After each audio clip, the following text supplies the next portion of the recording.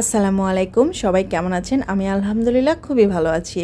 তো আজকে আপনাদের একটি রান্না দেখাবো রাইস কুকারে। সেটা হচ্ছে মুরগি রান্না করে দেখাবো কিভাবে রাইস কুকারে আপনারা খুব সহজেই মুরগিটা রান্না করতে পারেন। কিন্তু রাইস কুকারে রান্না করার আগে মুরগির কিছু প্রসেসিং আছে, যেটা আমি ইন্ডাকশানে করে তারপর রাইস কুকারে এটা তুলে দিব। আর আপনারা চাইলে মুরগিটা একদম হাতে মাখিয়ে রাইস কুকারে তুলে দিলেও কিন্তু রান্নাটা খুব জলদি হয়ে যাবে। আর আমি এই মুরগির মাংসের সাথে একটু পরোটা ভাজবো, ডিম ভাজি করব। তো কি রান্না করব, কিভাবে রান্না করব, কতটুকু সময় ধরে রান্না করব, এটাই আপনাদের সঙ্গে আজকে শেয়ার করব।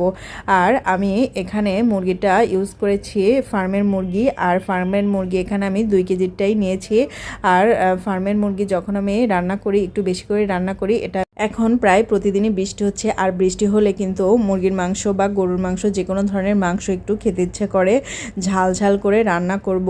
আর মুরগিটা আমি আজকে নিজে গিয়ে কিনে এনেছি, আর এটা আমি খুব যত্ন নিয়ে রান্না করব।